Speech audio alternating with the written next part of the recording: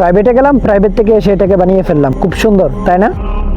Hi guys, আসসালামু আলাইকুম। My name is Rifat Hossain. Welcome back to my mini blog. Guys, আজকে ঘুম থেকে উঠেই চলে যাচ্ছি প্রাইভেটে, কারণ প্রাইভেটের সময় হয়ে গেছে। চলো প্রাইভেট পড়ে আসি। গাইজ, প্রাইভেট পড়তে গেছিলাম এক পথ দিয়ে, আবার আসতেছে অন্য পথ দিয়ে। বইগুলো অনেক ভারী হয়ে গেছে, তাই মাথায় নিয়ে নিছি। বাড়িতে চলে এসেছি। বাড়িতে চলে এসে দেখি দুইটা কাঠ আছে, এটা দিয়ে কিছু একটা বানাতে হবে। কিছু একটা বানাতে আমি শুরু করলাম। আর শুরু করার আগে আমি কাটাকুটা শেষ করলাম, কারণ কাটাকুটা অনেক বেশি দেরি হয়। তারপর আমি বানাতে শুরু করলাম। দেখো কিভাবে কি বানাতে পারি, দেখা যাক আমি ইঞ্জিনিয়ার কি বানাইতে পারি। তো এটা আমি কি বানাচ্ছি আমি নিজেও জানি না। এটা কি বানাবো এটার কোনো নামও নাই। এটা কি যে বানাচ্ছি আমি নিজেও জানি না। এটার মধ্যে আমি কিছু একটা তবু যেগুলো ধোয়া যায় আগে বানাই, তারপর বোঝা যাবে। সো গাইজ, দেখতে দেখতে বানানো হয়ে গেল। চলো এবার কোন জায়গায় রাখা যায় সেটা দেখাই। গাইজ, এই যে দেখছো মাঝখানে আমার জায়গাটা, ওইখানে আমি এটা রাখবো, কারণ ওই জায়গার মধ্যে কয়েকটা বই নিচে রাখতে হয়, কারণ আমার কোনো কিছু নাই। ওইখানেই আমি এইটাকে রাখবো। সো রাখার জন্য আমি সুন্দরভাবে রেখে দিচ্ছি। আর গাইজ, এটা বানাইছি অনেক ভালো হয়েছে, কারণ আমার এখানে এলোমেলো হয়ে সব বই খাতা পড়ে থাকে। সো ওইটার উপরে আমি বই রাখতে পারবো, আবার এটার ভিতরে আমার জিনিসপত্রগুলো রাখতে পারবো, কারণ আমার জিনিস অনেক বেশি। আর এই জিনিসগুলো এলোমেলো হয়ে ওই দিক সেদিক পড়ে থাকে।